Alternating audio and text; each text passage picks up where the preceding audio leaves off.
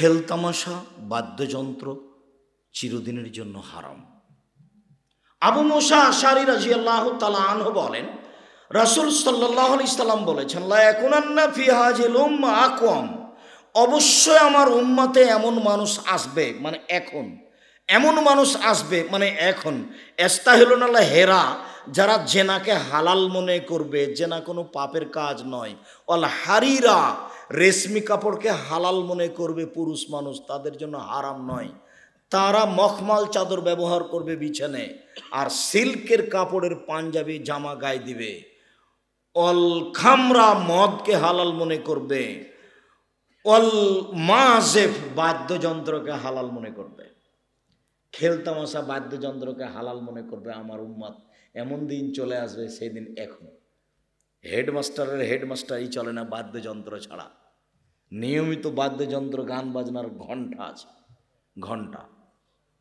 আর Bogura মাঝিরে বিবলক ড্যামাজেনি high স্কুলে সব জায়গাতেই মাস্টারকে নিয়মিত গান শেখাতে হয়, নিয়মিত তাকে অনুষ্ঠান করা লাগে, অনুষ্ঠান সবাই মিলে, শিক্ষক শিক্ষিকা ছাত্র ছাত্রী সবাই মিলে অনুষ্ঠান করে। কত তাদের অনুষ্ঠানের প্রস্তুতি, এই তো সেই দিনের প্রস্তুতি চলে গেল, আবার আসছে কালকে, আবার 26শে মার্চ আসছে।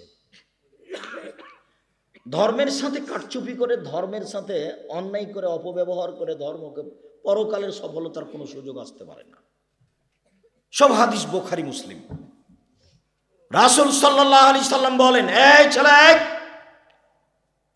তোমরা যারা দায়িত্ব পালন করছো তারা ছাড়া কেউ চলাচল করতে পাবা না। আমি নিজেই বেশিক্ষণ কথা বলবো এই প্রস্তুতি আমার ভিতরে নেই। আমি আব্দুল্লাহ বিন ফজল রাহিমাহুল্লাহ নয়, অত আমার কাছে বিদ্যাও নেই যে আমি ঘন্টার ঘন্টা বলতে থাকবো, ভোর পর্যন্ত, সকাল পর্যন্ত মানুষ বেখেয়াল চেয়ে থাকবে। আনাস রাদিয়াল্লাহু তাআলা আনহু বলেন, রাসূল সাল্লাল্লাহু আলাইহি সাল্লাম বলেছেন, লা ইয়াকুন্না ফি হাযিল উম্মাহ খাসফুন, অবশ্যই হবে এই উম্মতের উপরে ভূমিকম্প, অমাসখুন, অবশ্যই হবে এই উম্মতের আকার আকৃতি পরিবর্তন, সন্ধ্যায় ছিল মানুষ, সকালে হবে শোর বানর, অকাজফুন, এই উম্মতের উপরে সর্ব ধরনের বালা বিপদ মুসিবত নেমে আসবে। করোনা ভাইরাস তার একটি বালা মুসিবত, অজান্তে মানুষ বেকায়দায় পড়ে গেছে, কলেজ বিশ্ববিদ্যালয় সব ছুটি দিয়ে দিচ্ছে, আমভাবে ঘোষণা দিয়ে দিচ্ছে সবকে ছুটি দিয়ে দিতে হবে। আল্লাহর নবী বলছেন, আমার উম্মতের উপরে 3টে বিপদ নেমে আসবে। এক, কাজফুন, ওপর থেকে বিপদ নেমে আসবে। কাজফুন মানে পাথর ছুঁড়ে মারা, সর্ব ধরনের বিপদের নাম কাজফুন। মসজিদে মারামারি, তার নাম বিপদ। মাদ্রাসাতে মারামারি, তার নাম বিপদ। রাস্তাঘাটে কলেজ বিশ্ববিদ্যালয়ে মারামারি, তার নাম বিপদ। সবচেয়ে উচ্চ শিক্ষিত মানুষ, জ্ঞানীগুণী দেশ যারা পালন করে, লালন পালন করে, তাদের ভিতরে মারামারি, মানে আর শান্তি বলে কোনো জিনিস নাই। যেখানে সেখানে মারামারি চলে আসবে। জমির দাম 10 লক্ষ, রেজিস্ট্রি খরচ 8 লক্ষ, তার নাম সমস্যা। করোনা ভাইরাস, তার নাম সমস্যা। অবাক কথা, 300-350 টাকা কেজি পেঁয়াজ, তার নাম বিপদ। আমার উম্মতের উপরে বিপদ নেমে আসবে 3টি পাপের কারণে। এক, এই যা সারেবুল খুমরা, যখন তারা নেশাদার দ্রব্য পান করবে। 2, জাহারাতিল কায়নাত, মেয়েরা যখন নাচবে, সব মোবাইলে মেয়ে নাচে, সব দোকানে মেয়ে নাচে, সব ঘরে মেয়ে নাচে, বিশাল টিভি, ল্যাংটা মেয়ে ইন্ডিয়ার নাচছে, মাথায় টুপি আছে। আমি বলিনি, আমি অনুবাদক মোহাম্মদ সাল্লাল্লাহু আলাইহি ওয়াসাল্লাম বলেছেন। তিনি বলেছেন 3টি পাপের কারণে 3টা বিপদ নেমে আসবে। এক, নেশাদার দ্রব্য পান করবে এই কারণে। 2, মেয়েরা নাচবে এই কারণে। 3, বাদ্যযন্ত্র প্রকাশ পাবে এই কারণে। সব দোকানে বাজনা বাজে, সব বাড়িতে বাজনা বাজে, প্রায় সব মোবাইলে বাজনা বাজে। এটা ছিল হিন্দুদের কাজ। আল্লাহ নবী বলছেন, ইন্না আতাখাউফু মিন উম্মতি, আমার উম্মতের উপরে আমার আশঙ্কা, আমি খুব ভয় করি। আমি মুহাম্মদ, আমার উম্মতের উপরে আমি 3টি ভয় করি। এক, আইম্মাতা মুজিল্লিন, ভ্রান্ত হুজুর। এক, হুজুরে বই টেনে ছিঁড়ে ফেলে দিচ্ছে, আর এক হুজুর বলছে হাত তুলে দোয়া চলবে না, হুজুর হবে ভ্রান্ত, এটাই আমার ভয়। শাহনগর নয়, নগর মাদ্রাসার মাঠে এক বক্তা বলছে, আর আজকের কথা নয়, অনেকদিন আগের কথা, নগর মাদ্রাসা মাঠে এক বক্তা বলছে যে আব্দুল কাদের জেলানির মা ফকিরকে ভিক্ষা দিতে গেল, তখন ফকিরের মন পরিবর্তন হলো আব্দুল কাদের মাকে দেখে, তার সাথে সে অন্যায় করতে চায়, ফকির অন্যায় করতে চায়, তখন আব্দুল কাদের জেলানির পেট থেকে বের হয়ে ফকিরকে হত্যা করে দিল। তো তাহলে আব্দুল কাদেরের হত্যার হুকুম জন্মের আগে হয়ে গেল কেন?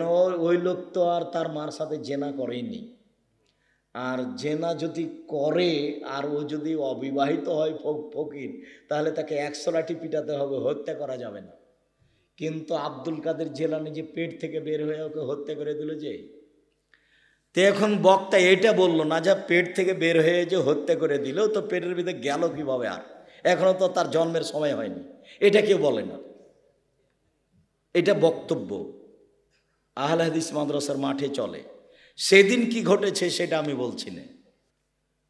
উমামা বাহিলি রাদিয়াল্লাহু তাআলা আনহু বলেন, রাসূল সাল্লাল্লাহু আলাইহি সাল্লাম বলেছেন, পৃথিবীর মানুষ লা তাবুল কায়নাত, যেসব মাধ্যম রয়েছে গান বাজনার, তাদের তোমরা বিক্রয় করো না। যাত্রা, থিয়েটার, গান বাজনা, মেয়েদেরকে ডেকে নিয়ে এসে সার্কাস, এসব মাধ্যম তোমরা বিক্রয় করো না। পৃথিবীর মানুষ, সিনেমা চলছে না বন্ধ? চলছে, সব বন্ধ, কাল থেকে বন্ধ। আর রাসূল সাল্লাল্লাহু আলাইহি সাল্লাম বলেন, পৃথিবীর মানুষ যত নাচ গান বাদ্যযন্ত্রের মাধ্যম রয়েছে তা বিক্রয় করো না। ওয়ালা তাশতারুহুন্না, তোমরা এর মাধ্যম ক্রয় করো না। ওয়ালা তুআল্লিমুহুন্না, পৃথিবীর মানুষ তোমরা মেয়েদেরকে, ছেলেদেরকে গান বাজনা বাদ্যযন্ত্রের পথ মাধ্যম শিখিয়ে দিও না। অসামানুহুন্না হারাম, তাদের মূল্য চিরদিনের জন্য হারাম। এই কথা রাসূল সাল্লাল্লাহু আলাইহি ওয়াসাল্লাম বলেন। দেখেন কিভাবে চলবেন, কিভাবে বাঁচবেন। এই ছেলে থামো, আমরা শেষের দিকে চলে এসেছি, একবারে শেষে। আজকাল আলোচনা তো লম্বা নয়, অত বিরক্তবোধ তুমি আমাকে দেখাচ্ছ কেন? কোনো ছেলে পাশ থেকে যেন উঠতে না পারে। আর আমি তো তাফসীর করতে আসিনি যে আপনি বাদাম খাবেন আর ঘুরবেন, আর এখন গিয়ে দোকানে দাঁড়াতে পাবেন না।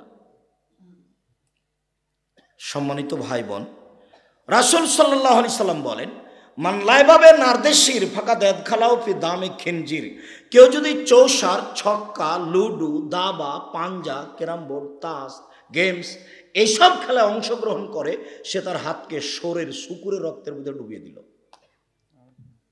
পৃথিবীতে যত খেলা বের হবে কিয়ামত পর্যন্ত, যেই খেলা চলবে বসে বসে, যেখানে কোনো শরীর চর্চা নেই, বোঝা গেল না, শুধু বসে বসে চলে, পৃথিবীতে যত খেলা আছে আর যত প্রকাশ পাবে, এমন বাক্য আল্লাহর নবী বলেছেন যেগুলো বসে বসে চলে। চৌসার, ছক্কা, লুডু, দাবা, পাঞ্জা, ক্যারামবোর্ড, তাস, গেমস, পৃথিবীতে আরও যত খেলা জন্ম নিয়েছে নিবে, বসে বসে চলে, যেখানে শরীর চর্চা নেই, সেটা হারাম। সেই খেলায় যদি অংশগ্রহণ করে, সে তার হাতকে শোরের শুকুরের রক্তের মধ্যে ডুবিয়ে দিল। এই ছেলে, আজ থেকে তোমাদের সকাল হয় না যেন, ক্যারাম বোর্ড ভাঙতে দেরি হয় না যেন, বাড়িতে গিয়ে আগে ভেঙে ফেলবা, তারপরে ঘুমাবা। মুনাফিকি করো না আমার বক্তব্যের সাথে। সকাল পর্যন্ত যেন তোমার ক্যারাম বোর্ড না থাকে। লুডুর যত তোমার এই গুলিগুলো আছে, যে এটা আছে কি প্যাকেটটা খাপটা আছে, এইটা আগে বাসায় গিয়ে আগে জ্বালাবা, তারপরে সকাল হবে। আর উপস্থিত বৈঠকের মুসলিম বোন, এদিকে শোনেন, এদিকে শোনেন, কথা বলছেন নাকি? এদিকে শোনেন, আপনাকে বলছি। বাচ্চার হাতে আপনি ওই মোবাইলটা দিয়েছেন যাতে বাজনা বাজছে, তাকে গেমস খেলতে দিলেন, আর আপনি স্টার জালসা দেখছেন। আপনি মানুষ না পশু? কি আপনার স্বামী নাই নাই কিনা আপনার বাপ নাই? এ কোন ধরনের চরিত্র আপনার? বাচ্চার হাতে আপনি মোবাইলটা দিলেন, বাচ্চাকে কি খেলতে লাগিয়েছে? বাজনা দেখাচ্ছে বা গেমস খেলতে লাগিয়েছে, আর ও নিজে দেখছে স্টার জালসা। যে মানুষ না পশু। এ একজন শিক্ষিতা মহিলা হয় কি করে? এ কোন চাল চলন, এ কোন আচরণ? উপস্থিত বৈঠকের মুসলিম বোন, দেখেন, আপনাকে আমি খাটো করতে চাইনি। আপনি একজন শিক্ষিতা মহিলা, আপনি একটা বুদ্ধিমতীমান মহিলা, আপনি একটা বুদ্ধিমতী মহিলা, আপনি এ কাজ করবেন কেন? কোন ধরনের কথা? ছি ছি ছি ছি ছি ছি। আপনাকে আমি খাটো চোখে দেখবো কেন? আপনি একজন সম্মানী মহিলা, সম্ভ্রান্ত পরিবারের মহিলা, আপনাকে আমি কোনো সময় খাটো চোখে দেখতে চাই না। আপনাকে আয়েশার মতো সম্মান করতে চাই, খাদিজার মতো সম্মান করতে চাই। আপনার স্বভাব কেন এরকম? কেন এরকম হবে? আপনি বাচ্চার হাতে কেন মোবাইল দিবেন? আপনি এভাবে মা হয়ে মোবাইল দেন কেন বাচ্চার হাতে? যারা মোবাইল তৈরি করেছে তারাই মোবাইল দেয় না বাচ্চার হাতে। যারা ফেসবুক তৈরি করেছে তারা বাচ্চাকে ফেসবুক দেয় না। আব্দুল্লাহর বক্তব্য পড়ে শুনে দেখেন, মাঝে মধ্যে আব্দুল্লাহর বক্তব্যে আসবে এইসব বিষয় নিয়ে। আর ওই পদ্মা সেতু নিয়ে, পদ্মা সেতুর ইঞ্জিনিয়ার যারা, তারা বাহিরের, যারা লেবার তারা বাংলাদেশের। আমার দেশে ইঞ্জিনিয়ার কাজ হয় আর ইঞ্জিনিয়ারিং করে ওরা, আর আমি লেবারের কাজ করি। তার মানে ও ছেলেকে পড়তে দিয়েছে এতে ইঞ্জিনিয়ারিং পড়াবে, তাই মাদ্রাসায় পড়াবে না, ওই ইঞ্জিনিয়ার ডাক্তার বানাবে। তখনও লেবার হয়ে গেছে পদ্মা সেতুতে কাজ করতে, ডাক্তার হতে পারেনি, তখন গেছে গার্মেন্টসে চাকরি করতে। আর ডাক্তার হয়েই বা কী হবে? ও প্রেসক্রিপশন লিখেছে, ওষুধই দেয়নি, 3000 টাকা লেগেছে খরচটা, গরিব মানুষ নিজেও জানে না ঘটনা কি। জীবনটাই 16 আনায় মিছে। এটা গল্প পড়নি, 16 আনায় মিছে। এই ডাক্তার, আমি ডাক্তার সাহেবকে নিন্দা করিনি, তার চালচলন এরকম কেন, তার আচরণ এরকম কেন, মানুষকে অত ধমক দেয় কেন? ও ডাক্তার নিজেই জানে না কিভাবে ডাক্তারি করতে হবে। ডাক্তার সাহেব, রুগী আসলে, বাচ্চাটা আসলে বলতে হবে লাভ আসতে হর ইনশাল্লাহ, কোনো সমস্যা নেই, ঠিক হয়ে যাবে। বলো তোমার কি সমস্যা? প্রায় ডাক্তারের সহযোগী আছে বেটি ছেলে। সহযোগী বেটি ছেলে কেন? সহযোগী বেটি ছেলে কেন? সহযোগী পুরুষ মানুষ হবে। এদেশে কি ছেলে মেরে খেয়েছে? ছেলে কি না এদেশে? সবাই কি মেয়ে জন্ম নিয়েছে না ছেলেও আছে? পথ পদ্ধতি ভুল। সম্মানিত দিনী ভাই বোন, রাসূল সাল্লাল্লাহু আলাইহি ওয়াসাল্লামের এই কথাকে মূল্যায়ন করার চেষ্টা করুন।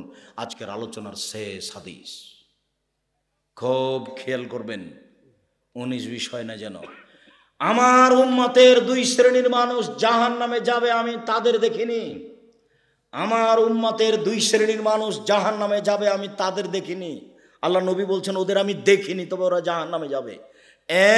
এক, কমন মাহুম সেফিয়াদিহি সেতুন কাজনাবিল বাকারে। 1 শ্রেণীর মানুষ, তাদের হাতে থাকবে লাঠি গাভীর লেজের মতো, মানে একদিক মোটা একদিক চিকন। 1 শ্রেণীর মানুষ, তাদের হাতে থাকবে লাঠি গাভীর লেজের মতো, একদিক মোটা একদিক চিকন। এজরে বুনা বেহার নাস, তা দিয়ে তারা মানুষকে মারবে, এরা জাহান্নামে যাবে, আমি তাদের দেখিনি। কিছুদিন আগে এই বক্তব্য দিচ্ছিলাম, তখন বক্তব্য দিতে গিয়ে বলছিলাম যে এই লাঠি থাকে সাধারণত প্রশাসনের লোকের হাতে। আর ওই সময়তে প্রশাসনের লোক ওসি সাহেব এসে স্টেজে বসছিলেন।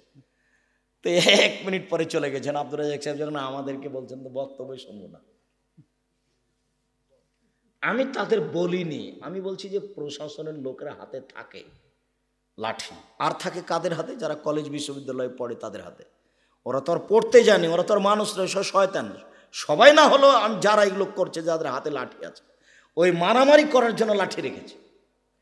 দেখবেন লাঠি এরকম একদিক মোটা একদিক চিকন।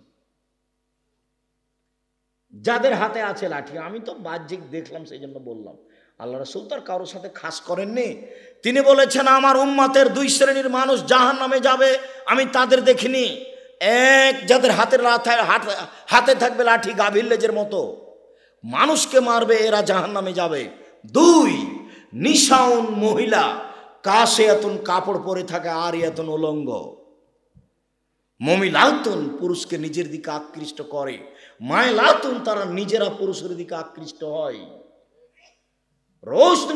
রৌসহুন্না কাসনামাতিল বুক্তিল মায়লা, মাথা হবে বক্র উটের মতো, মাথার চুল ছাড়া আছে, শ্যাম্পু দিয়ে উঁচা করে রেখেছে। এটাই হচ্ছে বদ, ওদের উটের মতো মাথা হেলিয়ে দুলিয়ে চলছে। লায়াত খুললাম, যারা এরা জান্নাতে যাবে না, এরা জান্নাতে তো যাবে না ওলা ইয়াজিদনা রিহা, জান্নাতের গন্ধ পাবে না। ফাইনা রিহা তুজাদু মিন মাসিরাতি কাদা ওয়া কাদা, যে জান্নাতের গন্ধ পাওয়া যায় 1 বছরের দূরত্ব পথ থেকে। একটা দ্রুতগামী ঘোড়া যদি 1 বছর দৌড়াতে থাকে, যত পথ যাবে জান্নাত থেকে, এরকম পথের মাথায় কেউ যদি দাঁড়িয়ে থাকে তাহলে জান্নাতের গন্ধ পাবে, কিন্তু এই মেয়েরা জান্নাতের গন্ধও পাবে না। অনুবাদ দেখলে মনে হবে যে আমাদের মনে হয় এই বগুড়া জেলার এইসব স্কুলগুলো দেখে দেখে আল্লাহ নবী বলেছে। নিশাউন মহিলা, কাশে এতন কাপড় পরে থাকে, আর এতন উলঙ্গ। কাপড় পরে উলঙ্গ হয়? আমি তোমার মা বলে তোমাকে খাটো করিনি, তোমাদের মা বেটার জন্য কথাটা মনে থাকে সেই জন্য বলি।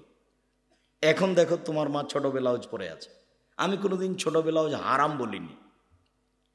আমি বলেছি ছোট ব্লাউজ পরে দেবর ভাসুরের সামনে যাওয়া যাবে না। তোমার মা এখনো ছোট ব্লাউজ পরে আছে, এই পর্যন্ত হাত আছে, তাহলে এই পর্যন্ত দুনিয়ার লোক দেখবে, গ্রামের লোক দেখবে? এটার মোহর লাগেনি, এটা ফ্রি, তা দেখবে কেন? এটা কোন পোশাক? এটাও তো একটা পোশাক। পেট দেখা যাচ্ছে, এটাও তো একটা পোশাক। এই কোন পোশাক? আল্লাহ নবী যেটা বললেন সেটা আবার একটু বুঝাতে। এই ছেলেরাই গায়ে হাত দিয়ে আছো কেন? রেডি হও, ভালো করে দেখো তো অনুবাদ। নিশাউন মহিলা, কাশে আতুন কাপড় পরে থাকে, আর আতুন উলঙ্গ। মমিলাতুন পুরুষকে নিজের দিকে আকৃষ্ট করে। দেখব তোমার মা যখন হেঁটে যায় তখন সবাই তোমার মাকে দেখতে থাকে। মায়ে লাতুন তোমার বোন যখন রাস্তায় হাঁটে তখন পুরুষের দিকে আকৃষ্ট হয়। বাড়িতে ছিল ভালোই ছিল, এখন রাস্তায় যাচ্ছে তখন একবার ডান দিকে যায়, একবার বাম দিকে যায়, একবার হাত নাড়ে, একবার মাথা হিলায়, একবার চুলে হাত দেয়। কেন জানে? কেমন কেমন করে, আনছান আনছান করে, একবার এই দিকে যায় একবার ওদিকে যায়। তার মানে পুরুষের দিকে আকৃষ্ট হয়েছে। মাথা হচ্ছে বক্র উটের মতো, মাথার চুল ছাড়া আছে, শ্যাম্পু দেওয়া আছে, চুল তাকে ঢাকা লাগে না। বাপ মা ছাড়াই দুনিয়াতে আছে, বাপ মা ছাড়াই দুনিয়াতে। কষ্ট পাচ্ছেন কেন মুরব্বী? কষ্ট লাগছে কেন? খারাপ লাগছে কেন আপনাকে? মেয়ে এরকম কেন? কেন হবে? কি পেয়েছেন আপনি? তাহাজ্জুদ কেন পড়েন? তাহাজ্জুদ পড়ে জান্নাত কিনে নিতে চান? আপনাকে আমি কষ্ট দিতে চাইনি, আমি হাদিসের অনুবাদক। আপনি আবার ভালো করে বুঝেন, আবার ভালো করে বুঝেন। আমার উপরে কষ্ট পেয়ে কোনো লাভ নেই। আমি শাহনগর প্রোগ্রামে এসে আপনাকে কষ্ট দিতে রাজি নই। আর আমি নতুন গড়ে উঠিনি, আমার বক্তব্যের সূচনায় বগুড়াই, বগুড়ার মাটির ওপর দিয়ে গড়ে আমি সারা পৃথিবীতে ঘুরি। অতএব আপনাকে কষ্ট দেওয়ার জন্য এসেছি তা কথা নয়, আপনাকে পরিবর্তন করতে এসেছি। আল্লাহ আপনাকে কবুল করুন।